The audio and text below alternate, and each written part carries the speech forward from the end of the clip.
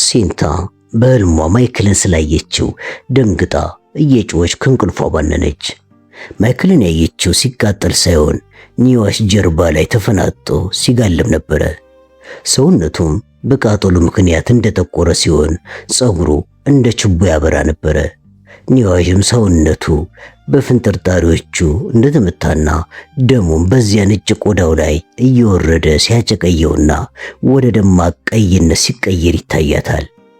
በሚጋልብበት ጊዜ በተተረተረው ሆዱ በኩል ሆድ ዕቃው ተዘርግፎ ተንጠልጥሎ ነበረ።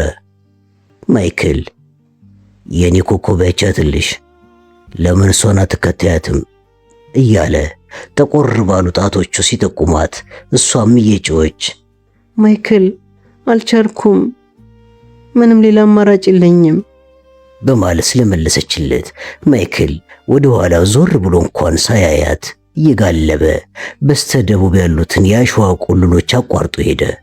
በዚህ ጊዜ ነበረ ሲንታ እየጮኸች ጠብቀኝ እንጂ ማይክል ጠብቀኝ ያለችው። አይዞሽ ናም ልጄ፣ ጭንቅላትሽ ውስጥ ገብተው የሚበጠበጡሽ የሰላም እንቅልፍ ጸር የሆኑት ርኩሳን መናፍስት ናቸው። አሁን ግን በነዋል፣ አትፍሪ በማለት ሃኒ ቀስ ብላ በእጆቿ እየደባበሰች ልታረጋጋት ሞከረች። ሲንታ ግን መንቀጥቀጧንና ማለቀሷን ስላላቆመች አሮጊቷ አጠገቧ ጋደም አለችና ዳባዋን ሁለቱንም እንዲሸፍን አድርጋ ካስተካከለች በኋላ በአንድ እጇ አቅፍ አድርጋ ስትይዛት በሌላኛው ደግሞ ፀጉሯን ደባበሰቻት።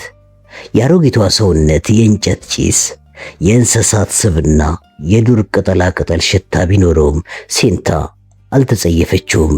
እንዲያውም የአሮጊቷ ሰውነት ሙቀት ስላጽናናት ወዲያውኑ እንቅልፍ ወሰዳት። ጠዋት ሃኒ መታጠቂያዋ ላይ ከተንጠለጠሉት ትናንሽ ያጋዘን ቀንዶች አንዱን ከፍታ ግሩም መዓዛ ያለው ቅባት እያወጣች በፀሐይ ሐሩር የተሰነጣጠቁትንና የተላላጡትን የሲንታን ጉንጮች፣ አፍንጫዋን፣ ከንፈሮቿን፣ እጆቿንና እግሮቿን ጭምር አበሰችላት። ከዛም በጥንቃቄ ለክታ የድርሻዋን ያህል ውሃ ሰጠቻት። ሲንታም ውድ የሆነውን የፈረንሳይ ቦርዶ የተባለ መጠጥ የምትጠጣ ይመስል ውሃውን በጉንጯ ይዛ ቆየችው። እሷ እዛው እንዳለች ሁለቱ የሳንዘሮች ከተቀመጡበት ተነስተው ፊታቸውን ወደ ሰሜን አዞሩና ጉዟቸውን ቀጠሉ። ሲንታም ፈጠን ብላ ከተቀመጠችበት ተነስታ ዱላዋን ያዘችና ጭንቅላቷን በሸራው ሸፍና ተከተለቻቸው። ገና የመጀመሪያውን ኪሎ ሜትር እንደተጓዘች ነበር ምግቡ ምን ያህል እንዳጠነከራት የተገነዘበችው። ሃኒም የመቆፈሪያ ሹል እንጨቷን ይዛ ከፊት ለፊቷ ኩስኩስ ትላለች። በያዘችው መቆፈሪያ ከአሸዋ ውስጥ ቀንዳውጣዎችን እያወጣች ትበላ ነበረ። ይህንንም ስታደርግ በቂ ልምድ ስለነበራት እርምጃዋ ፈጽሞ አይቀንስም። ሲንታም እንደ ሃኒ ለማድረግ የራሷን ዱላ ጫፉን አሾለችው። እዚህ የሚገኙት ቀንዳውጣዎች አሸዋው ስር ስለሚደበቁ የመጀመሪያ ሙከሮቿ አልተሳኩላትም ነበረ። አሁንም ሞከረች፣ አልተሳካላትም። የሃኒን ዱላ እየተከተለች ስትሄድ ግን ተሳካላት። በቀንዳውጣዎች ውስጥ የሚገኘውን ፈሳሽ እርምጃዋን ሳታቋርጥ መጠጠች። በተቻላት መጠን ሁሉ ብትፈጥንም ግን ልደርስባቸው አልቻለችም። ቀስ በቀስ ከዓይኗ ተሰወሩ። ቀትር ላይ በጣም ስለደከማት እረፍት እንደሚያስፈልጋት ታወቃት። ለማረፍ ወስና አካባቢዋን ለማየት አይኖቿን ቀና ስታደርግ በሩቁ ውቅያኖሱ ዳርቻ በአርናብስ ተሰብስበው አየች። ሃኒና ኦዋም ድንጋዮቹ መካከል በነበረው ክፍት ቦታ ላይ ከፀሐይ ተጠልለው ሲጠብቋት አገኘቻቸው። ሃኒ የሲንታን የመጓዝ አቅም ጥሩ አድርጋ የገመተች ትመስላለች። እንዳየቻትም እጇን እያውለበለበች ፈነደቀች። ሲንታ ግን ደክሟት ስለነበረ ምንም መልስ ሳትሰጣት ያነደዱት እሳት አጠገብ ዘፋለች። ሃኒ አፈፍ ብላ ተነስታ የውሃ ድርሻዋን ሰጠቻት። ሲንታ ሁኔታቸውን በሚገባ ትከታተል ነበርና ሃኒ ወደ እሷ እያመለከተች በተናገረች ቁጥር ናም የሚለውን ቃል እንደምትጠቀም አስተዋለች። ከሁኔታቸውም ሃኒ ለሷ ስትል እረፍት እናድርግ እንደምትልና ኦዋ ደግሞ ጉዟቸውን እንዲቀጥሉ እየጎተጎተ መሆኑን ገመተች።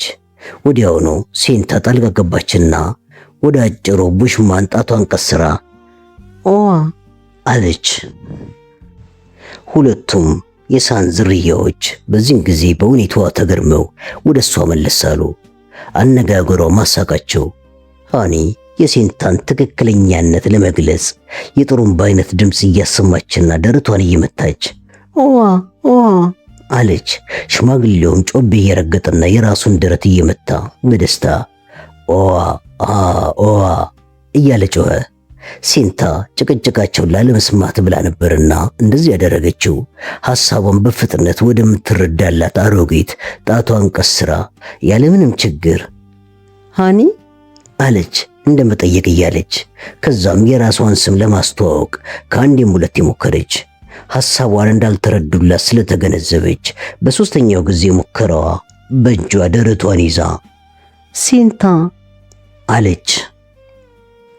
ሃኒ ግን በስሙ ስላልተስማማች ትከሻዋን በዝግታ መታ አድርጋ ናም ልጄ ናም ስላለቻት የሰጠቻትን ይህንኑ ስም ከመቀበል ሌላ ምንም አማራጭ አልነበራትም። ሃኒም ከዚህ በኋላ ወደ ባሏ ዞር አለችና የተከበርከው አያታችን፣ ናም ልጄ ምንም እንኳን ቆንጆ ባትሆንም ማንኛውንም ነገር ቶሎ የመረዳት ችሎታ ያላት ነፍሰ ጡር ናት። ስለዚህ ዛሬ እዚሁ አድረን ጉዟችንን ነገ ብንቀጥል ምንም ጉዳት ያለው አይመስለኝም ስትለው እያጉረመረመ ከመጠለያቸው መሰስ ብሎ ወጣ። ማምሻውን ሲመለስ ግን የባር አንበሳ ስጋ ተሸክሞ ነበረ። ሴንታም እስከዛ ጊዜ ድረስ ጥሩ ረፍት አግኝታ ነበርና ለሚያመልኩባቸው መናፍስት ምስጋና ሲያቀርቡ አብራቸው ደነሰች። ባነደዱት እሳት ፍም ላይ ስጋው ሲጠበስ ይደንስ ነበረ። ሃኒ አጠገቧ ቁጭ እንዳለች እየዘፈነች ታጨበጨብ ስለነበረ ሴንታ በዘፈኑ መሳተፍ ስላልቻለች በጭብጨባው ተቀላቀለቻቸው። ሃኒ የቀባቻት ቅባት ፈጣን ለውጥ እያሳያት ነው። በፀሐይ ቃጠሎ ምክንያት ፊቷ ላይ የነበረው ውሃ የቋጠረ ቁስል ጠፈፍ ብሏል። በየጊዜው በጣቶቿ በምታበጥራቸው ፀጉሮቿ የሚሸፈኑ ፊቷ ግን የፀሐይን ሙቀት እየተላመደ ስለመጣ ጠቆር ብሏል። በፕሮቲን የዳበረውንም የውቅያኖስ ምግብ ትመገብ ስለነበረ በየቀኑ ጥንካሬ እያገኘችና ከባድ ስራዎችንም ለመስራት ብቁ እየሆነች ሄደች። በእነዚያ ረጃጅም ቅልጥሞቿ በመምዘግዘግ ከውሃ እኩል መጓዝ ስለጀመረች ለሷ ሲሉ ጉዟቸውን ሳይመሽ ማቋረጣቸው ቀረ። ሴንታም ከጠዋት እስከ ማታ ያለምንም እረፍት ከነሱ እኩል መጓዝ በመቻሏ ኩራት ተሰማት። አንድ ቀን ጉዟቸውን ሊጀምሩ ሲነሱ አሮጊቷ እምቢ ብላት ብትግደረደርም በአቅማዳው ውስጥ ይዛቸው የነበሩትን የሰጎን እንቁላሎች አውጥታ ከምትከናነበው ሸራ ውስጥ ከታ አሰረቻቸው። ሃኒም ሐሳቧን ስለተረዳች እስካሁን ድካሟን ያልተረዳላትን የባሏን ደረት በኃይል እየመታች ናም ልጄ እንደ ማንኛውም የሳህን ዘር ሁሉ ተራ ገብታ ድርሻዋን ተሸከመች አለችው። ከዛም ወደ ሴንታ መለስ ብላ በመቆፈሪያ እንጨት እየጠቆመች አንዳንድ ነገሮችን ታስተምራ ጀመር። ሴንታ የምትነግራትን እንደተረዳች የምታውቀው ቃላቱን በትክክል ደግማ ስትጠራቸው፣ አለበለዚያም ጭንቅላቷን በአዎንታው ስትነቀንቅ ነበረ። መጀመሪያ ላይ ሴንታን ትምህርቱ ሁሉ ቀልድ ይመስላት ነበረ። እየቆየች ግን በምትማራቸው አዳዲስ ነገሮች ስለተሳበች ጉዞም ይህን ያህል አልተሰማትም። የምትማራቸውንም ነገሮች የመረዳት ችሎቷ እየዳበረ መጣ። ቀስ በቀስም ሰውነቷ ጠንከርከር አለ።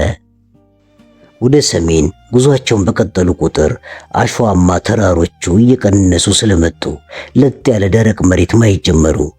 ሃኒም በዚህን ጊዜ ድንጋያማው መሬት ላይ ድንጋይ መስለው የበቀሉትና ውሃ በውስጣቸው የሚይዙትን ጣፋጭ አትክልቶች ለሴንታ አሳየቻት።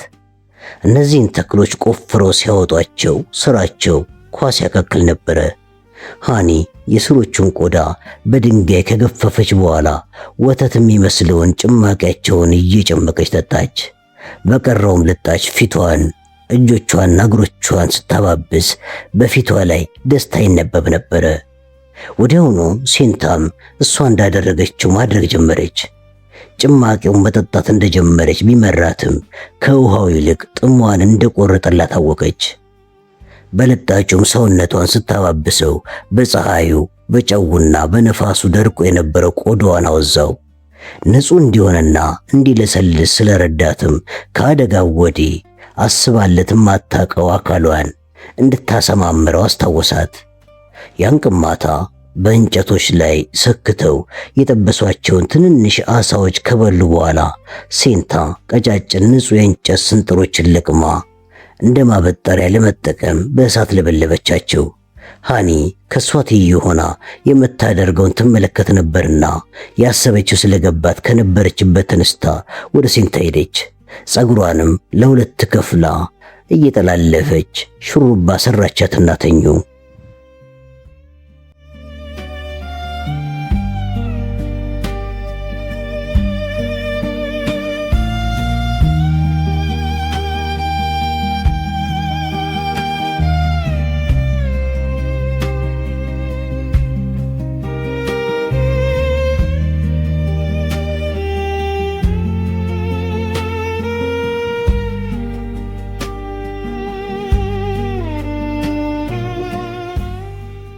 ምንም እንኳን ሴንታ ስትባንን ገና ውድቅት ቢሆንም በአካባቢው አንድ ለውጥ እንዳለ ወዲያውኑ ተረዳች።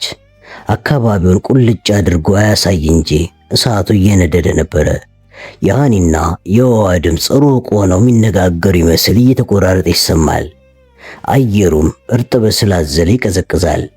ሴንታ ከትንሽ ጊዜ በኋላ በዚያ ውድቅት ሌሊት ከውቅያኖሱ ወደ መሬት የሚነፍሰው ነፋስ ይዞት በመጣው ጭጋግ መታፈናቸውን ተረዳች። ሃኒ ደጋግማ ስትጠራት ቆይታ ስለነበረ ጮክ ብላ ናም ልጄ ቶሎ ነይ እንጂ አለቻት በቁጣ። ሴንታ እስከዚያን ቀን ድረስ በግምት 100 የሚሆኑ በጣም አስፈላጊ ቃላትን አውቃ ነበርና እንደሰማቻትም ከነበረችበት ብድግ ብላ ሮጠች። ከዛም ሃኒ የሰጎን እንቁላል የያዘውን ሸራ እየጠቆመች ያዡና ነይ ካለቻት በኋላ የራሷን አቆማዳ ይዛ ሄደች። በጭጋግ ውስጥ አይን ቢወጉ ማየት አይቻልም ነበርና ሴንታ ሃኒ እንዳትጠፋባት ዕቃውን ይዛ እየሮጠች ተከተለቻት። ከአሸዋማ ተራሮቹ መካከል እንደደረሰች ሃኒ ተንበረከከችና ተመልከቺ ናም ልጄ አለቻት። ጠፍጣፋውን የበረሃ ተክል እየጠቆመችና አጠገቧ ቁጢጥ እንድትል እጇን ይዛ እየጎተተቻት ውሃ አለች ሴንታ በደስታ እየፈነደቀች። ልክ ነሽ ናም ልጄ አለች ሃኒም እየሳቀች።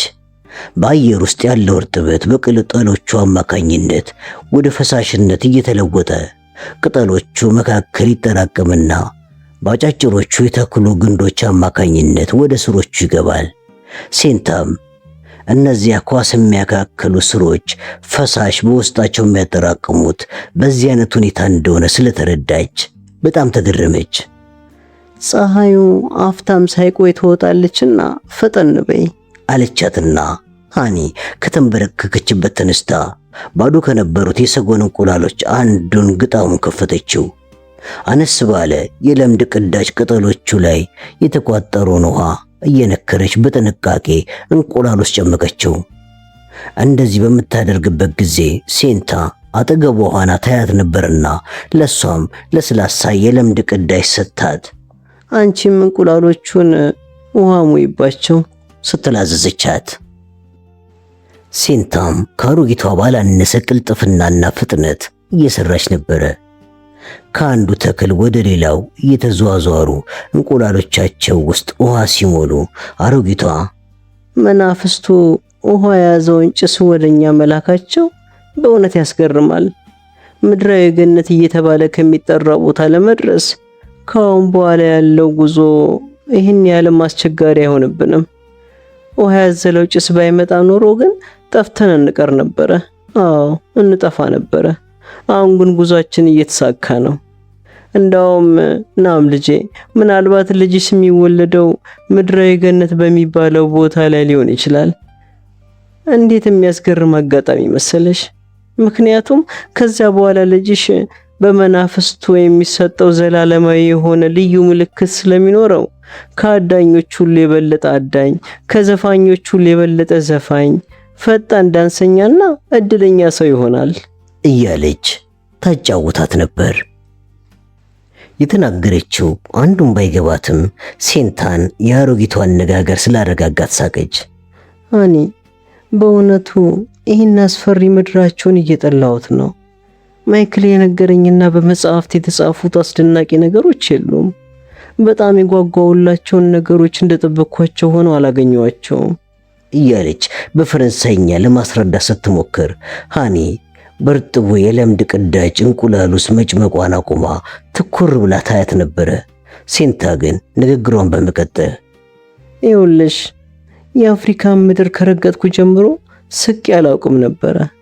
አሁን ግን ሳኩኝ አለችና እንደገና ከት ብላ ስትስቅ ሃኒም እንደማፈር እያለች ፈገግ ብላ ውሃውን እንቁላሉ ውስጥ መጭመቋን ቀጠለች። ሴንታ አፍሪካ ለመጀመሪያ ጊዜ ደግነቷን ያሳየችኝ ዛሬ ነው ብላ በርጥቡ የለምድ ቅዳጭ ቀዝቃዛ ውሃ እየጠጣች ሃኒ፣ ለኔና ለልጄ የተለየ ቀን ነው አለቻት። ባዶ የነበሩትን የሰጎን እንቁላሎች ከሞሉና በጥንቃቄ ከከደኑ በኋላ እስኪ ጠግቡ ጠጡ። ሴንታ በዚያን ጊዜ ብቻ ነው አካባቢዋን ቃኝታ ለበረሃው አትክልቶችና የተለያዩ እንስሳት ጭጋጉ ትልቅ ትርጉም እንዳለው የተረዳችው። ቀያይ ጉንዳኖች ይህንን ዕድል ለመጠቀም ከየጎድጓዶቻቸው ወጥተዋል። ሰራተኛ የሆኑት ጉንዳኖችም ከተክል ወደ ተክል እየተዘዋወሩ ብዙ አጠጥተው ስለነበረ ወደ የጉድጓዶቻቸው ሲመለሱ ውስጣዊውን አካላቸውን ማየት ይቻል ነበረ። በየጉድጓዶቹ መግቢያ ላይ ንግስቶቹና አጃቢዎቻቸው ሌላ ቦታ ሄደው የራሳቸውን ግዛት ለመመስረት በነጫጭ ክንፎቻቸው ሊበሩ ተዘጋጅተው ነበርና ብዙ ሸኞች ነበሯቸው። ከነዚህ ተጓዥ ጉንዳኖች ብዙዎቹ በረሃ ውስጥ እየሞቱ ሲያልቁ የራሳቸውን ግዛት የሚመሰርቱ ጥቂቶች ብቻ ናቸው። የአሸዋማ ተራሮቹ ላይ የሚኖሩት እንሽላሊቶች የጭጋጉን መምጣት ምክንያት በማድረግ ጉንዳኖቹን ከያሉበት እያደኑ ለመብላት ተሰማርተዋል። ሌሎችም እንደ ካንጋሮ በኋላ እግሮቻቸው የሚፈናጠሩ ትናንሽ ነፍሳትም ሲሯሯጡ ይታያሉ። ሴንታ በጭንቅላቱ የቆመ የሚመስል ሕይወት ያለው ትንሽ በራሪ ነገር ስላየች ሃኒን ምንድነው ይሄ ብላ ጠየቀቻት። አንጸባራቂ በሆኑትና ሆም ብሎ በዘረጋቸው ክንፎቹ አማካኝነት አየር ውስጥ የነበረውን እርጥበት ወደ ፈሳሽነት እየለወጠ በቀላሉ ወደ አፉ ከዚያም ወደ ሆዱ ያንቆረቁሮ ነበረ። ሃኒ ይበላል፣ ጥሩ ነው አለቻትና ይህንኑ ትንሽ በራሪ ፍጡር ይዛ አፏ ውስጥ ከተተችው። ቆርጣጥማ ማሟጠችው። ሴንታ ይህን አይታ በጣም የምታስቂና ተወዳጅ አሮጊት ነሽ አለቻት እየሳቀች። ከዛም የእነዚህን ዙሪያዋ ያሉትን ትናንሽ ፍጥረታት ምስጢር በእርጋታ ስትመለከት ቆየችና ለካስ አፍሪካ እንደዚህ የምታስደስት ምድር ናት። ማይክል ሊያስረዳኝ ከሞከረው ውስጥ አሁን ጥቂቱ እየገባኝ ነው አለች በልቧ። የአፍሪካን ቶሎ ቶሎ የሚለዋወጥ የአየር ጸባይ ስለለመደችው ምንም ባይመስላትም ወዲያውኑ ጭጋጉ ተገፈፈና ፀሐይዋ ፍንትው ብላ ወጣች። ድንጋይ የሚመስሉት ተክሎች ቅጠል ላይ የነበሩትም የውሃ ጠብታዎች ጠፉ። ጉንዳኖቹም ወደ የዋሻቸው ገብተው እንደ በር ሆኖ የሚያገለግላቸውን ቀዳዳ ደፈኑት። እንሽላሊቶቹም ክንፎቻቸው ብቻ እስከሚቀር ድረስ የበሏቸውን በራሪ ጉንዳኖች እያጣጣሙ አሸዋ ቁልታዎቹ ላይ ወዳለው መኖሪያቸው ለመሄድ ተጣደፉ። በመጀመሪያ በጭጋጉ ጊዜ ከነበረው ቅዝቃዜ የተነሳ እንሽላሊቶቹ ሁለንተናቸው ተኮራምቶ ነበርና ብርዱ እንዲለቃቸው ፀሐይ ላይ ቢተኙም ብዙም ሳይቆዩ ሙቀቱ እያየለ ስለመጣ መጠለያ ለመፈለግ ሜዳውን አቋርጠው ተፈተለኩ። በአስቸኳይ የላይኛውን አሸዋ ቆፍረው ወደ ስረኛው ቀዝቃዛ አሸዋ ውስጥ ካልገቡ የፀሐዩን ሙቀት ስለማይቋቋሙት በቀላሉ ለአደጋ ይጋለጣሉ። ሃኒና ሴንታ ዕቃቸውን ተሸክመው ወደ ውቅያኖሱ አመሩ። አቆማዳቸው ውስጥ የነበሩት የሰጎን እንቁላሎች በውሃ ተሞልተው ስለነበረ ክብደቱ ጎበጥ እንዲሉ አስገድዷቸው ነበረ። ውቅያኖሱ ዳርቻ እንደደረሱም ውሃ ወፋፍራም እንሽላሊቶችን እንጨት ላይ ሰክቶና ብዙ አይጦችንም ይዞ እሳት አንድዶ ሲጠብቃቸው አገኙት። አጠገቡ እንደደረሱም ሃኒ ሸክሟን አውርዳ እንዴት ያለ ደፋርና ደግ ሰውነ! ከሳንዘር በሙሉ ያንተን አይነት የአደን ችሎታ ያለው ቢፈለግ አይገኝም። እውነቴን ነው። በእውነቱ የኔ ባል በመሆን እኮራለሁ እያለች አመሰገነችው። ሴንታም ፈገግ ብላ እያየቻቸው በሐሳቧ ስራቸው ሁሉ የትንንሽ ልጆች ይመስላል። ሲያዩአቸውም የ8 ዓመት ልጆች ይሆኑ ወይም የ80 ዓመት አዛውንቶች በጭራሽ አያስታውቅም። የሚገርሙ ፍጥሮች ናቸው ካለች በኋላ የሃኒን አባባል በመደገፍ አጨበጨበች።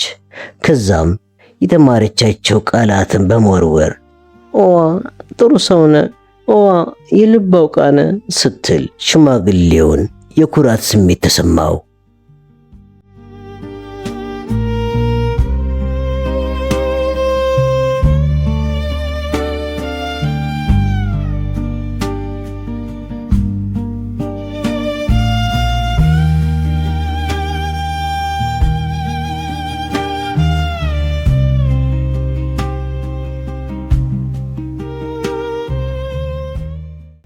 ሴንታ አሁን በሳን ቋንቋ ውስጥ የሚንጣጡ የሚመስሉትን በላንቃ የሚነገሩ 4 ድምጾችና ተናጋሪውን የታነቀ የሚያስመስሉትን በጉሮሮ የሚነገሩ ድምጾች ለይታ ታውቃለች።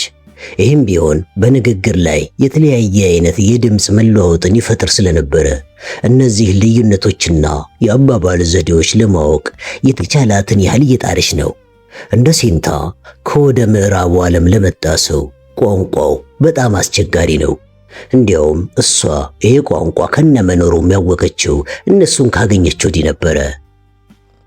ሃኒ አንዱን ቃል በተለያየ አይነት አባባል ስትናገረው ሴንታን ሊገባ ስላልቻለ በጣም ተናደደች። ነገር ግን ሴንታ ከትንሽ ጊዜ በኋላ ጆሮዋን ደፍኗት የነበረው ኩክ የወጣላት ይመስል በከፍተኛ በመካከለኛና በዝቅተኛ ድምፅ እየወደቁ የሚነሱትን ድምጾች ለየቻቸው። ቃላቱ እንደዚህ በተለያየ ድምጽ በተነገሩ ቁጥር የሚለወጠው ትርጉማቸው ብቻ ሳይሆን አጠቃላይ አረፍተ ነገሩ ጭምር ነበረ። የከንፈሯ እንቅስቃሴም እንዲታያት ብላ ወደ ሃኒ ተጠጋች። ነገር ግን ሳታስበው ኃይለኛ የህመም ስሜት ስለተሰማት ሆዷን ያዘችና ተንቀሳቀሰ አለች። ነገሩ አዲስ ስለሆነባት ተገርማ። ሃኒም ወዲያውኑ ምን ማለቷ እንደሆነ ስለገባት ፈጠን ብላ ሴንታ የለበሰችውን የተቀደደ ሸሚዝ ከፍ አደረገችና ሆዷን ያዘችው።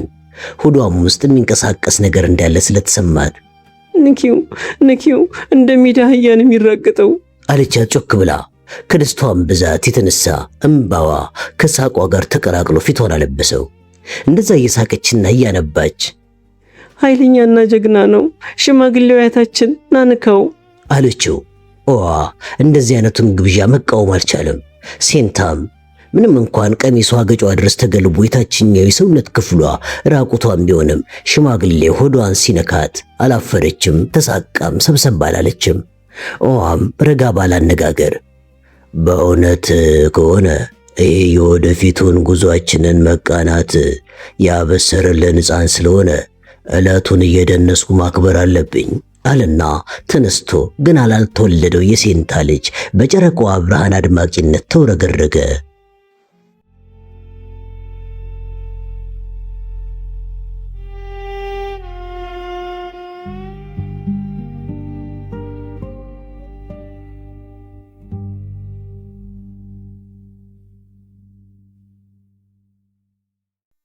ጨረቃዋ ገና እያንቀላፋ ወዳለው ውቅያኖስ አቅጣጫ ስታመራ ቆየችና ብርሃኗ ሲደበዝዝ ምድሩ ባለበት በኩል ያለው ሰማይ ደግሞ የበሰለ ብርቱካን አይነት ቀለም ይዞ መንጋቱን እያበሰረ ነው።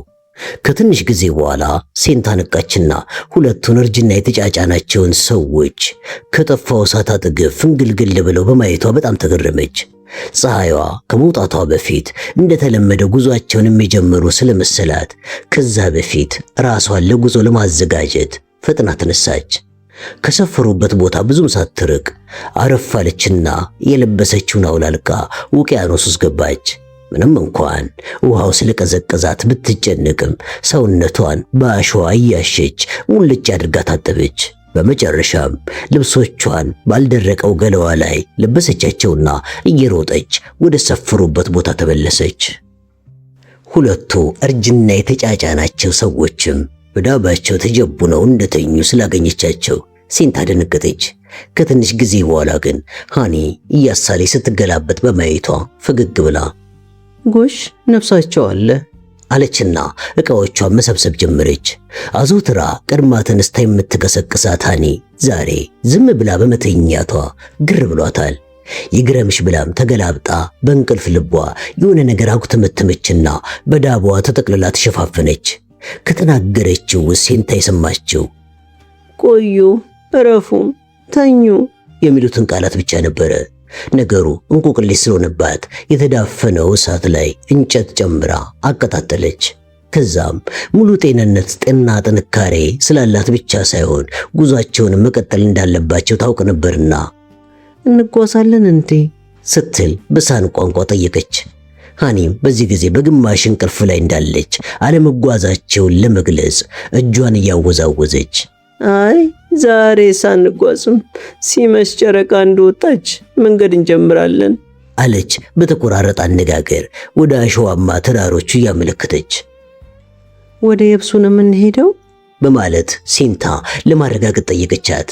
ሃኒም አዎ ስትላት ሲንታ በጣም ተደሰተች። ከቅርብ ጊዜ ወዲህ ሲንታ የቀኑን ጉዟቸውን ጨርሰው የሚያርፉበትን ቦታ ካዘጋጁ በኋላ አቅራቢያቸው ካሉት አሸዋማ ተራሮች ላይ እየወጣች ከአንዴም ሁለቴ ወደ ውቅያኖሱ ሳይሆን ምድሩን አሻግራ ትመለከት ነበረ። በሁለቱም ሙከራ ግን ማየት የቻለችው ደማቅ ሰማያዊ መልክ ኖሮት ጫፉ ከሰማይ ጋር የተገናኘ የሚመስለውን አድማስ ብቻ ነበረ።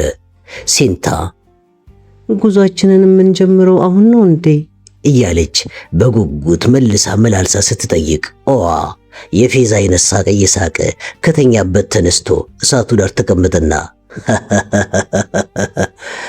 ዝንጀሮ ከነብር ጋር ለመፋለም ትጣደፋለች፣ ሲገናኙ ግን በፍርሃት ጩኸቷን ታቀልጠዋለች አላት።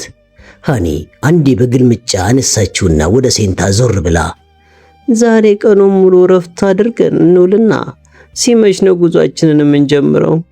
የጉዟችንን የመጨረሻ አስቸጋሪ ክፍል የምንጀምረውም ዛሬ ነው። እናም ልጄ ማታ ነው እሺ፣ ገባሽ አይደል? በቀንማ ከላይ ሐሩሩ ከስር ደግሞ ረሞጫው ስለሚቀቅሉን ማታ ፀሐይዋ በረድ ስትል በጨረቃዋ ብርሃን እንጓዛለን። አሁን ግን ረፊ የኔ ልጅ አለቻት። ሴንታ ሃኒ የተናገረችውን ዛሬ ማታ አሁን ረፊ የሚሉትን ቃላት እየደጋገመች አቅራቢያቸው ከሚገኙት አሸዋማ ተራሮች ላይ መውጣት ጀመረች። ወደ 122 ሜትር ከፍታ ላይ እንደደረሰች እሳቱ ዳር የተቀመጡትን ሃኒና ኦዋን ወደ ታች ስትመለከት ጥቃቅንና ጥቁር ነጠብጣብ መስሎ ታዩአት። ከዚያም ማዶ ያለውን ምድር ለማየት ፊቷን ስትመልስ ግዙፍ የሆኑ አሸዋማ ተራሮች ተደቀኑባት። እሷ የቆመችበት በእነዚህ አይነት ሲታይ ትንሽ ኮረብታ መስሎ ታያት። ግዙፎቹ አሸዋማ ተራሮች ከሩቅ ሲታዩ የተለያየ መልክ ነበራቸው። በአንድ በኩል ቢጫ፣ ወርቃማና ብርቱካናማ አይነት ቀለም ሲኖራቸው፣ ጥላቸው ባረፈበት በኩል ደግሞ ቡኒ መሰል መልክ ይታይባቸዋል። ከነሱ ጀርባ ግን ግዙፍ የሆኑ ድንጋያማና ጫፋቸው ሾል ያሉ ተራሮች አሉ። ምንም እንኳን ሰማዩም ጥርት ያለ ሰማያዊ ቀለሙን እንደያዘ ቢሆንም ከበታቻቸው ለጥ ብሎ የተንጣለለውን እንደ መስታወት የሚያብረቀርቅ መሪ ስትመለከት በዚያ ቦታ ላይ ምን ያህል ሙቀት እንደሚወርድና ሐሩሩም እንዴት እንደሚያንገበግብ ታወቃት። ይህን እያሰላሰለች ካለችበት ቁልቁል ወርዳ ወደ ሰፈሩበት ቦታ ተመለሰች። እንደደረሰችም ኦዋና ሃኒን በስራ ተጠምዶ አገኘቻቸው። ኦዋ አጥንቶቹን እያሾለ የቀስት ጫፎች ሲሰራ፣ ሃኒ ደግሞ የአንገት ጌጥ ትሰራ ነበረ። የአንገት ጌጡን የምትሰራው የተሰበረ የሰጎን እንቁላል ቀፎን በሳንቲም ቅርጽ እየቆራረጠች በየሁለት ትናንሽ ድንጋዮች መካከል በማስገባትና ሁሉም አንድ ላይ እንዲያያዙላት ደግሞ በቀንድ መብሻዋ እየበሳች በመቋጠር ነበረ። ሴንታ የአሮጊቷን ሥራ ስታጤን አና ትዝ ስላለቻት ከተቀመጠችበት ፈጠን ብላ ተነሳችና ትታቸው እግሯ ወደ ወሰዳት ሄደች። በዚህ ጊዜ ሃኒ እናም ልጄን ከፍቷታል አለች። ኦዋም የቀስቶቹን ጫፍ እያሾለ ምንም ያስከፋት ነገር ይኖራል? ሆዷ አልጎደለ። ውሃውን ከፈለገች እንቁላሎች ውስጥ አለ ሲል ሃኒ በሹክሹክታ የራሷን ዝርያ የማግኘት ፍላጎት ሳያድርባት አይቀርም አለችው። ኦዋ አልመለሰላትም። ሁለቱም በዚያ በረሃ ውስጥ የቀበሏቸው ልጆቻቸውና የልጅ ልጆቻቸው ስለታወሷቸው በዝምታ ተዋጡ። የሷም ጭንቀትና ሐሳብ ገባቸው። ሴንታ ብቻዋን ሳለች ድካሜ እንደሆነ ወጥቶልኝ ጠንከር ያለው አለች ጮክ ብላ። ከዛም በሐሳቧ ሕይወቴን ለማትረፍ የምችልበትን ዘዴ ስለተማርኩኝ ከአሁን በኋላ እነሱን ባልከተልም ራሴን ችዬ መቆም እችላለሁ። ወደ ደቡብ ብቻዬን ብመለስ፣ አዎ እንደዛ ይሻላል፣ መመለስ ይኖርብኝ ይሆናል ካለች በኋላ ወዴት እንደምትሄድ እርግጠኛ ስላልሆነች ባለችበት ቆማ፣ ግን ብቻዬን ወዴት ነው የሚሄደው? አና በሕይወት መኖሯን የት እንደምትገኝ ባውቅ እንኳን ወደ እሷ ሄድ ነበረ። ሌላ መሄጃ ደግሞ የለኝም ብላ ጉልበቷን አቅፋ ተቀመጠች። ከዛም ወደ ኋላ መመለስ ስለማልችል ይህንን የአውሬ ኑሮ ከአውሬዎቹ ጋር እየኖርኩኝ ጉዜ መቀጠል አለብኝ ካለች በኋላ ሰውነቷን ምንም ያህል ያልሸፈነውን ቡትቶ ጨርቅ አይታ የተስፋ መቁረጥ ስሜት እየተፈታተናት ወዴት እንደሚሄድ በትክክል ባላውቅም ጉዜ መቀጠል አለብኝ። በፍጹም ተስፋ አልቆርጥም። ይሄ ሁሉ ሲያልፍ ግን አልራብም፣ አልጠማም፣ አልታረዝም፣ እንደዚህ የሚከረፋ ቆዳም አልለብስም ብላ እጆቿን አቀርቅራ ማየት ጀመረች። ጥፍሮቿ ቆሽሸው ከመጥቆራቸውም በላይ አንዳንዶቹ ስጋዋ ስር ድረስ ስለተሰባበሩ አሳፍሯት በእጆቿ ሸፈነቻቸው። ይህ ጉዞ ካለቀ በኋላ እኔም ሆንኩኝ ልጄ የምንም ነገር አምሮት አይኖርብንም።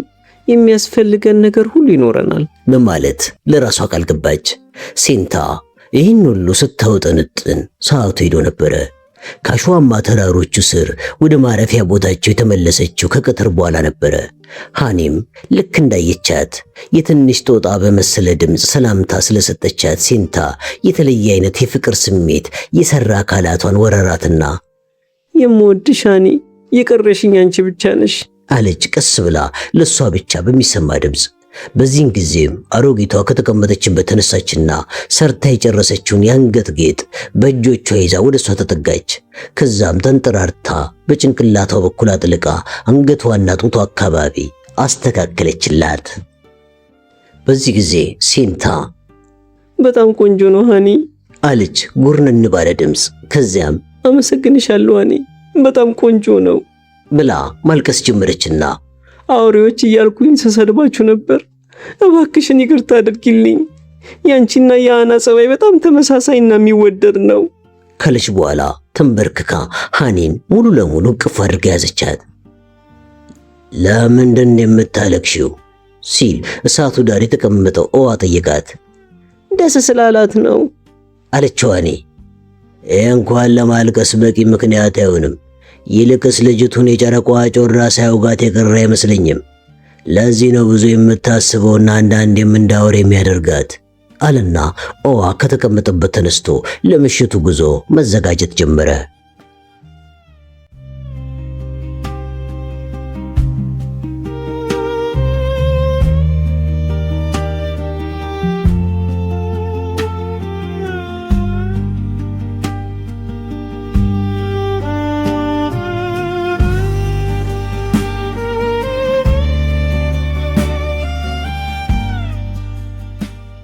አዛውንቶቹ ዳባቸውንና ሸክማቸውን ሲያስተካክሉ በዝምታ ተውጠው እንደነበረ ሴንታ አስተዋለች።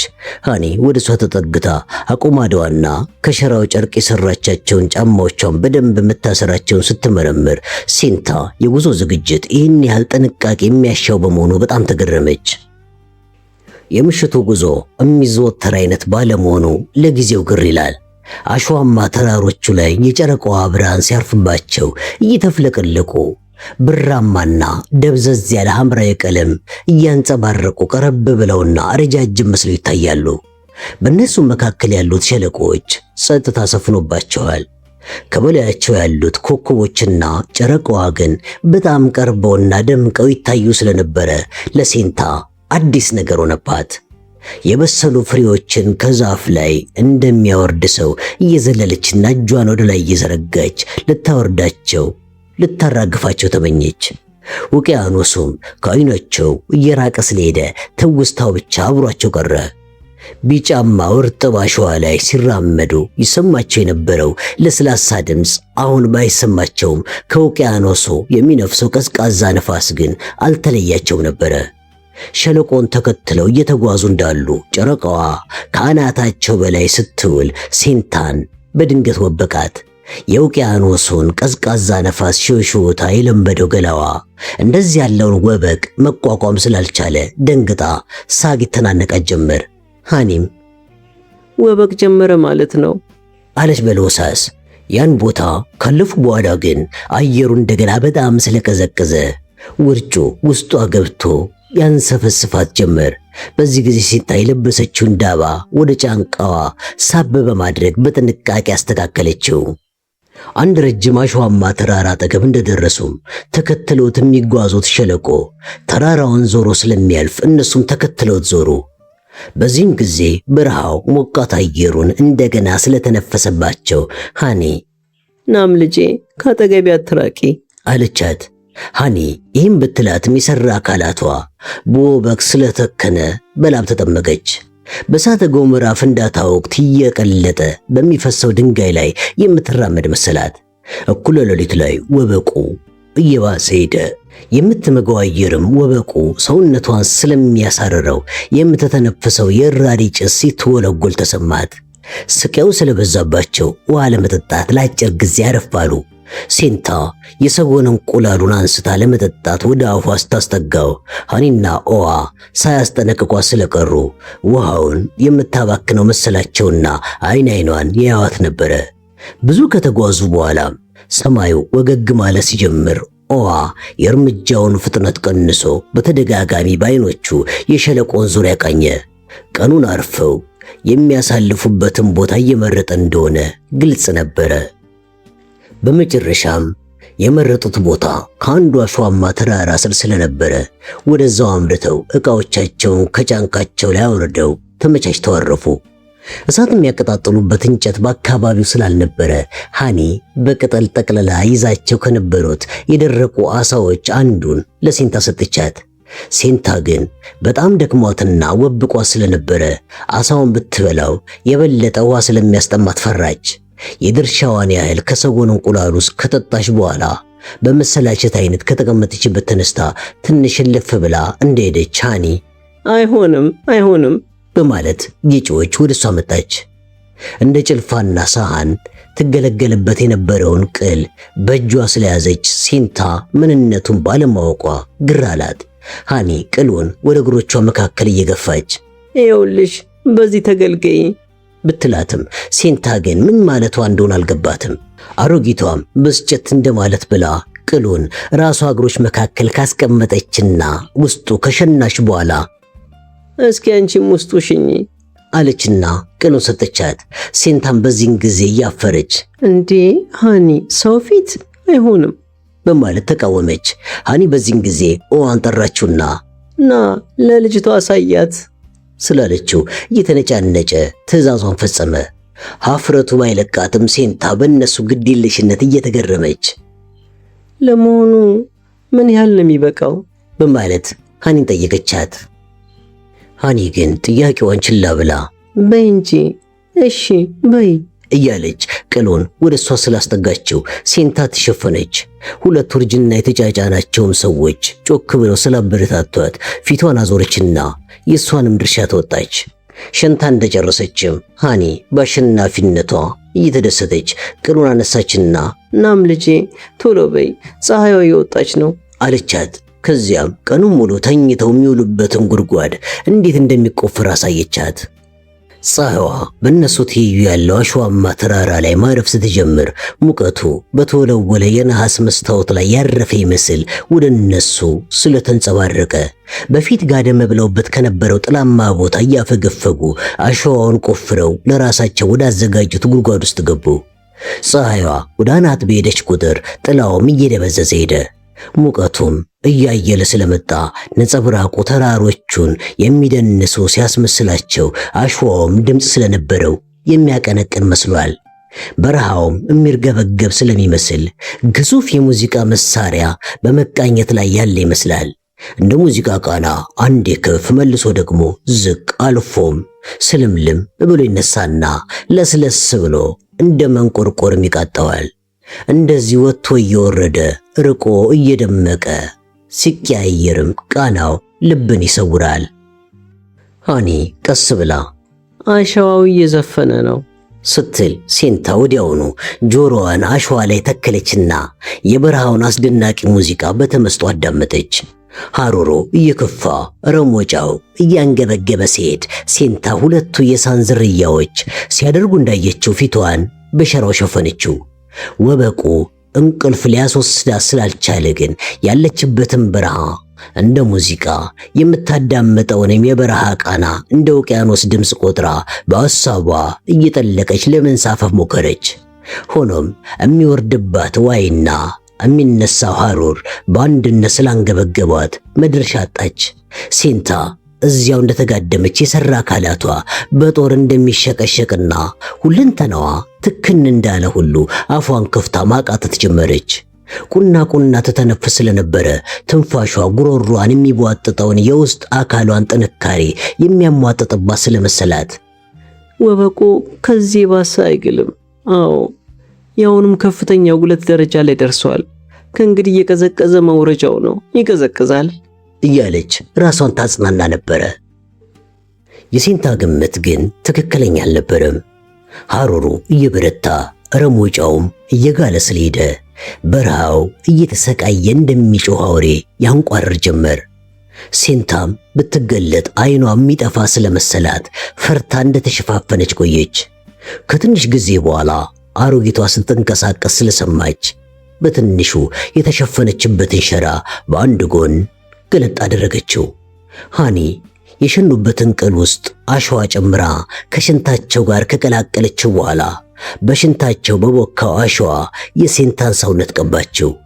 ይኸው የሽንታቸውና የአሸዋው ድብልቅ ቀዝቀዝ ስላደረጋትም በእፎይታ ተነፈሰች። ሃኒ እርጥቡ አሸዋ በዛ በአይመሪ ሐሩር ቶሎ ደርቆ ቆዳዋን እንዳይገሸልጠው ስለሰጋች ጉድጓዷ ውስጥ እንደተጋደመች ገላዋን በስስ እርጥብ አሸዋ ፊቷን ደግሞ በሸራዋ በጥንቃቄ ስለሸፈነችላት በደከመ ድምፅ አመሰግናለሁ ሃኒ አለቻት። አሮጊቷ ግን ምንም መልስ ሳትሰጣት በተመሳሳይ ሁኔታ የባሏንም ገላ በሽንታቸው በረሰረሰው አሸዋ ለመሸፈን ጠጋለች። ሴንታ እላዋ ላይ በተነሰነሰው የረሰረሰ አሸዋና ለሚወርደው ሐሩር መከላከያ ተብሎ በተከናነበችው ሸራ አማካኝነት ያን የሚያበግንና የሚቀቅል የበረሃ ረሞጫ ጥርሷን ነክሳ ተወጣችው። ከዛም ቅጣምባሩ የጠፋው የአፍሪካ አየር ጉንጮቿን ሲገርፋት ሐሩሩ መቀነሱ ታወቃት። ፀሐዩ ነጫጭባ ፊቷን ለብልቦ ቲማቲም አስመስሎታል። ፀሐይዋ ቀዝቀዝ እንዳለች ከየተኙበት ተንቀሳቅሰው እላያቸው ላይ የተነሰነሰውን የረሰረሰ አሸዋ አራገፉ። የድርሻቸውን ውሃም እየተቀባበሉ ጠጡና ምግብም ተመገቡ። ሴንታ ግን አሁንም መብላት ስለተሳናት በኦዋ መሪነት ጉዟቸውን ቀጠሉ። ሴንታን በዚያ ምሽት የሚያስደስት አዲስና አስገራሚ ነገር አላጋጠማትም። ሰማዩ ላይ ተፈነጣጥቀው የሚታዩት ከዋክብትና ጨረቃ ጉዟቸውን ለማቃናት ብርሃን የሚለግሷቸውና አቅጣጫቸውን እንዳይስቱ እንደ ምልክት ከሚያገለግሏቸው በስተቀር እንደ መጀመሪያው ቀን ጉዞ የሚያስደምሟት አልሆኑም። እየራቀችና ወደ የብስ እየዘለቀች ስትሄድ የምትረግጠው መሬት ሲለወጥ ተሰማት። ቀደም ሲል የነበረው ለስላሳ አሸዋ ያጠለቀው መሬት ሲሆን አሁን ግን ደደር አለ። በመንገዳቸው ዳር የበረሃ ጽጌረዳዎች በመባል የሚታወቁት አበባ መሰል ባልጩቶች መታየት ጀመሩ። እነዚህ ባልጩቶች ስለታም ጠርዝ ስለነበራቸው ሴንታ ከሸራው ጨርቅ የሰራቻቸውን ጫማዎቿን እየቆራረጠ ስላስቸገራት በየጊዜው ጫማዋን ማሰር ነበረባት። ከጥቂት ጊዜ በኋላ ግን ይህን እግሯ ስር ደደር ብሎ የተሰማትን መሬት አልፈው አንድ አሸዋማ ተራራ ጫፍ ላይ እንደደረሱ ሌላ ሰፊ ሸለቆ አፉን ከፍቶ ሲጠብቃቸው ተመለከቱ። ሴንታ ምንጊዜም ኦዋ ሲጠራጠር ወይም ሲያመነታ አይተው አታውቅም። ተራሮቹ የበረሃውን ኃይለኛ ነፋስ አግደው የሚይዙት አጥሮች ስለሆኑ ቅርጻቸው በየጊዜው ቢቀያየርና በላያቸውም ላይ ምንም አይነት የመንገድ ምልክት ባይታይም ቡሽማኑ ግን ያለምንም ግራ መጋባት ሲንቀሳቀስ ይታይ ስለነበረ ውቅያኖሶችን ጠንቅቆ የሚያውቅ መርከበኛ መስሏል። በረሃው ጸጥታ ስለሰፈነበት ጆሮዋ መስማቱን ያቆመ መሰላት። የሚሰማት ልክ የዛጎል አይነት ቅልጭልጭል የሚልና የማያቋርጥ ሲርሲርታ ብቻ ስለነበረ ባዶነት ተሰማትና አሸዋው እስከ መጨረሻው አያልቅም ወይስ ይህን ክፍለ ዓለም በአጠቃላይ የሸፈነው አሸዋ ነው ስትል ራሷን ጠየቀች። ሰማዩ የአህያ ወር ሲመስል ጉዟቸውን አቋረጡና የፀሐዩን ቋጠሮ ለመከላከል የየራሳቸው ምሽግ አዘጋጁ። የፀሐይዋ ሐሩር በሚያንገበግብበት ሰዓትም ሴንታ ከሽንታቸው ጋር የተቀላቀለውን አሸዋ መላ አካላቷ ላይ ነስንሳ መቃብር እንደተቀበረ ሰው ተጋድማ እንዳለች ሆዷ ውስጥ ልጇ ሲንቀሳቀስ ተሰማት። እሱም ከውሃው ጥሙና ከሐሩሩ ጋር ትግል የገጠመ ይመስል የአሁኑ እንቅስቃሴው አየለ ስላለባት ልጄ ታገዝ፣ ኃይልንም ቆጥብ፣ ካሁን በኋላ ይሄ አይነቱን ስቃይ እንዳይደርስብን መንገዳችንን ማወቅና ከምሪቱም ጋር ገና ብዙ መማር አለብን። አዎ ብዙ እንማራለን አለች በለሆሳስ የምትናገረው ለሱ ይሰማው ይመስል። ምሽቱ ላይ ከመቃብሯ እንደወጣች ጤንነት ስለተሰማት ከደረቀው አሳ ትንሽ ቀማመሰች። ይህንን የሚያህል የቀመሰችው ምግብ አሰኝቷት ሳይሆን በሆዷ ላለው ልጇ ስትል ነበረ። እንደፈራችው ጥቂት ቆየት እንዳለች ውሃ ጥም ቢለቅባትም ምግቡ ለምሽቱ ጉዞዋ አቅም እንዲኖራት ተረድቷታል። ጉልበቷን ለመቆጠብ ድምጿን ከፍ አድርጋ አትናገርም። ሁሉም ሰው በሰውነታቸው ያለውን እርጥበትና አቅም ለመቆጠብ አላስፈላጊ እንቅስቃሴዎችንና ንግግሮችን አያደርጉም ነበረ። ሴንታ ግን ወደ ሰማይ አቅንታ በስተደቡብ በኩል ያለችውን የማይክልን ኮከብ እያየች ከዚህ በኋላ ብዙ መጓዝ ስለማልችል እባክህ አምላኬ በቃችሁ በለን እያለች በልቧ ትጸልይ ነበረ። ሴንታ ቀንና ሌሊቱን እንኳን መለየት እስከሚያቅታት ድረስ ሰማይና ምድሩ ስለተደበላለቁባት 5ኛ፣ 6ኛ ወይም 7ኛ ቀናችን ነው በማለት ራሷን ከጠየቀች በኋላ እርግጠኛ መሆን ስላልቻለች ባዶዎቹን የሰጎን እንቁላሎች መቁጠር ጀመረች። ከዛም 2 ውሃ ያለባቸው የሰጎን እንቁላሎች ብቻ ስለቀሩ 6ኛ ቀናችን መሆን አለበት አለችና ጥርጣሬዋን ከአእምሯ ፋቀች። ኦዋ ለተወሰነ ጊዜ ወደ ምስራቅ ሲያቆይና አንድ ነገር የሚያዳምጥ ይመስል ራሱ ላይ በጠመጠመው ጥብጣብ ላይ ዙሪያውን የሰካቸውን ቀስቶች እንዲያወድቁበት በጥንቃቄ ጭንቅላቱን ቀስ እያለ ወዲያና ወዲህ ሲያወዛውዝ ሴንታ በጥርጣሬ ዓይን ተመለከተችው። ከዛም በተለመደው ጎርናና ድምፁ ማንጎራጎር ጀመረ። ወደ ላይ አንጋጦ ሲሬስ የምትባሏን ኮከብ እያየ የታላቁ አንበሳ ኮከብ ሆይ፣ ሌሎች መናፍስት አሸዋው ሳይቀር በሚዘፍኑበት ምድር ራሳቸውን ስላገለሉ እምታየን አንተ ብቻ ነህ። ጉዟችን ወጣት በነበርንበት ጊዜ ከነበር የበለጠ አስቸጋሪ ከመሆኑም በላይ መንገዱም ሰዋራ ነው። የአንበሳው ኮከብ መንፈስ ሆይ፣ አንተ እንደ ንስር ብሩህ ዓይኖች ስላሉ መንገዱ ለአንተ ግልጽ ነውና እንድትመራን እለምንሃለሁ። እባክህን መንገዳችንን ደልዳላና ቀና አድርግልን እያለ አኩተመተመ። ከዛም ውሃ የያዘውን እንቁላል ካኒ ተቀብሎ ግጣሙን ከፈተና አሸዋው ላይ ውሃ ረጨ። እጥረት እያለባቸው ውሃውን በመርጨቱ ሴንታ በጣም ተገረመች። የምታደርገው ጠፍቷት አሸዋው ላይ የፈሰሰው ውሃ ትንንሽ እንክብሎች ከሰራበት አጠገብ ተንበረከከች። ተመልከት የታላቁ ኮከብ መንፈስ፣ ውሃችንን እያካፈልንህ ነው በማለት እየዘፈነ እንቁላሉን ቢከርነውም ሴንታ በቀላሉ የማያገኙትን ውሃ መሬት ላይ ስላፈሰሰ በቁጭት ከንፈሮቿን እንደገጠመች አለች። ሃኒም የሴንታን ሐሳብ ገብቷት ኖሮ አይዞሽ ናምልጬ፣ አንዳንድ ጊዜ ከመናፍስቱ ቡራኬ ለማግኘት ውድ የሆነ ስጦታ መስጠት ያስፈልጋል በማለት ረጋ ብላ አስረዳቻትና እጇን ይዛ ከተንበረከከችበት አስነሳቻት። ከዛም በኋላ በነዛ ማለቂያ በሌላቸው አሸዋማ ተራሮች ላይ ጉዞ ለመቀጠል ኦዋን ተከተሉት። ምንም እንኳን ከጸጥታው ብዛት ጆሮ የደነቆረ ቢመስላትም ሐሳብና ጭንቀት ቢጫጫኗትና ውሃ ጥሙን ቢያሳራትም አቅጣጫውንና ርቀቱን የማታውቀውን ጉዞ በውር ድንብር ተያያዘችው። ጭው ባለው በረሃ ፍንትው ብላ በወጣችው የጨረቃ ብርሃን ፊት ለፊት ሆነው ሲራመዱ የሚደንሱ ከሚመስሉት ሁለቱ ሰዎች በስተቀር ሌላ የሚታያት ምንም ነገር ስላልነበረ ደፋ ደፋ እያለች ትራመድ ነበረ። ፊቷ ይራመዱ የነበሩት ሁለቱ የሳንዘሮች በድንገት እርምጃቸውን ገተው ኖሮ ሴንታ ከሃኒ ጋር ተጋጭታ ልትወድቅ ስትል አሮጊቷ ይዛ ዳነቻት። ከዛም ወደ መሬት ጎተተቻትና አጠገቧ ስታጋድማት ሴንታ ምንድን ነው ብላ መጠየቅ ስትጀምር ሃኒ ዝም እንድትላፈነቻት። ኦዋም አጠገባቸው ተጋርሞ ነበርና ሴንታ መናገሯን እንዳቆመች የነበሩበትን አሸዋማ ተራራ ወርደው አግድም እንዲሄዱ ምልክት ሰጣቸው። 61 ሜትር ያህል ወርደው ተራራው እግር ስር ለጥ ያለ ሜዳ አገኙ። ሜዳው ላይ የደራረቁና መለመላቸውን የቆሙ ረጃጅም ዛፎች ዘርዘር ብለው ይታያቸዋል። በእነዚህ ዛፎች ውስጥ አንድ ግዙፍ ነገር ሲንቀሳቀስ ስላየች ሴንታ እየተርበተበተች ወደ ሃኒ ተጠጋች። ሁለቱ የሳን ዝርያዎች እንደ አዳኝ ውሾች በጉጉት አድፍጠው ያለከልኩ ጀመር። ሃኒ ሴንታን ጎሸመቻትና ይሄ ግዙፍ ነገር ይንቀሳቀስ ከነበረበት ልፍ ብሎ ወዳለው ቦታ ጠቆመቻት። ሴንታ ትኩር ብላ ወደ ተጠቆማት አቅጣጫ ስትመለከት ቋጥኝ የመሰሉ ተንቀሳቃሽ ነገር ብቸኛ እንዳልነበረ ተረዳች።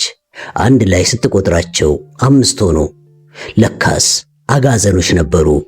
ከሁሉም የሚበልጠውና ትከሻውና አንገቱ አካባቢ ሰብቶ የሚታየው ከተጋደሙት 4 አጋዘኖች ፈንጠር ብሎ ቆሞ ስለነበረ ሴንታ ኮርማው እሱ እንደሆነ ገመተች። አጋዘኑ ቀንዶች ካሉት እንጂ ከትከሻው በላይ ያለው አካሉ በጣም ተወደው የነበረውን ፈረሷን ኒዋዥን ይመስላል። የአጋዘኑን ረጃጅምና ሹል ቀንዶች ስትመለከት በ25ኛው የልደት በዓሏ ዕለት አባቷ ክሎኒ ከተማ ወደ ነበረው ሙዚየም ወስዶ ያስጎበኛት ላዳም አላርኮኒን የተባለውን የምንጣፍ ላይ ስዕል አስታወሰች። ጎህ የቀደደ ሲሄድ የአጋዘኑ መልክ ጥርት ብሎ ይታያት ጀመር። ፊቱ ላይ የነበሩ ጥቋቁር መስመሮች ሐር መስለው እንደ ዕንቁ ስለሚያብረቀርቁ ለማዳና ገራም ቢመስል እንኳን የዱር አውሬነቱ ሙሉ በሙሉ የሚያረጋግጡለት ደንባራነትና ስጉነት ይታዩበታል። ጭንቅላቱን ቀና በማድረግ ኮራ ብሎ ሴንታ ወዳለችበት አቅጣጫ መለስ ብሎ ጥሩምባ የሚመስሉትን ጆሮቹን ቀስሮ ጭራውን አወናጨፈ። ሃኒም በቅስፈት ሴንታን ዝቅ ብላ እንድትሸሸግ ጎተተቻት። ኮርማው ለተወሰኑ ደቂቃዎች ያለማቋረጥ ወደ እነሱ አቅጣጫ ሲመለከት ቢቆይም ሁለቱ ሴቶች ምንም አይነት እንቅስቃሴ ሳያደርጉ ባሉበት ስለቆዩ ጭንቅላቱን ዝቅ አድርጎ ስለታምና ጥቋቁር በሆኑ የፊት እግሩ ሾሆናዎች መሬቱን መደንጎር ጀመረ። ኦዋም ከተደበቀበት ቦታ ሆኖ ልክ እነሱ ጭንቅላትን ቀና ሳታደርግ ስራቸው የሚጣፍጠውን አትክልቶች ተመገብ። የዝርያዎቹ ሁሉ አንጋፋው መሪ ባለ ግርማ አጋዘን፣ አይዞ ሳትፈራና ዘና ብለህ ተመገብ። እኔም መናፍስቱ ሁሉ ለዘላለም እስኪቀኑብ ድረስ እያንጎራጎርኩልህ ደነክርልሃለሁ፣ እጨፍርልሃለሁ እያለ ያኩተመትምና በልቡ የሚማጸነው ነበረ። ኦዋ የተደበቀበት አጋዘኑ ከቆመበት 41 ሜትር ያህል ይርቅ ስለነበረ ቀስቱ በዚህ ርቀት ሊያገኘው አይችልም። ኦዋ ከሴቶቹ ጋር መጀመሪያ ከነበረበት አሁን ያለበት ለመድረስ 1 ሰዓት ቢፈጅበትም እየተደበቀ እየተሽለከለከና እየተንፏቀቀ የተጓዘው ግን ከ170 ሜትር አይበልጥም። ደብዘዝ ባለው የንጋት ብርሃን ለጥ ካለው ሜዳ ውስጥ ረባዳ ስፍራ መኖሩን ኦዋ ባነጣጣሪ አይኖቹ ቀደም ብሎ አይቶ ኖሮ እንደ እባብ በደረቱ እየተሳበና እየተጥመለመለ በልቡም ለአንበሳው ኮከብ እየጸለየ ሸተት ብሎ ድምፁን አጥፍቶ ገባ። በቅስፈቱ አጋዘኑ ጭንቅላቱን አቀናና ቆብቁቦ በስጋት አካባቢውን በጥንቃቄ ማስተዋል ስለጀመረ ኦዋ ለራሱ ብቻ በሚሰማው ድምፅ አይዞ አንተ ውብ አጋዘን አትስጋ፣ ልብህም አይሸበር፣ ተረጋግተህ የአትክልቶቹን ጣፋጭ ስር አሽትት እያለ ተለማመጠው። ከተወሰኑ ደቂቃዎች በኋላ ኮርማው በአፍንጫዎቹ ተነፈሰና እንደገና ቀረቀረ። በዚህ ጊዜ በሱ መደናገጥ ተረብሸው የነበሩት አራቱ አጋዘኖች እንደተጋደሙ ተረጋግተው ማመንዠግ ጀመሩ። ኦዋም ጭንቅላቱ እንዳይታይ ጉንጩን መሬት ላይ አስደግፎ በጉልበቱና በእግሮቹ ጣቶች እየተሳበ ሲጠጋ አጋዘኑ የአትክልቱን ስር ቆፍሮ አውጥቶ ይመገብ ነበረ። ነገር ግን ስሩ ከአንድ ጉንጭ በላይ ስለሆነበት በፊት እግሩ ሸኮና እየቆራረጠ ለመብላት እንዲያመቸው አቀርቅሮ ሲያስተካክል ኦዋም በመካከላቸው ያለውን ርቀት ለማቀራረብ ወደሱ እየተሳበ አይዞ አትደንብር፣ ባለህበት ሆነ ተመገብ፣ ያለ አንተ እገዛ 3 የተራቡ ሰዎችና አንድ ያልተወለደ ሕፃን ሕይወታቸው ሊያልፍ ስለሚችል ጥቂት ታገስ እያለ በልቡ ይለምነውና ይለማመጠው ነበር።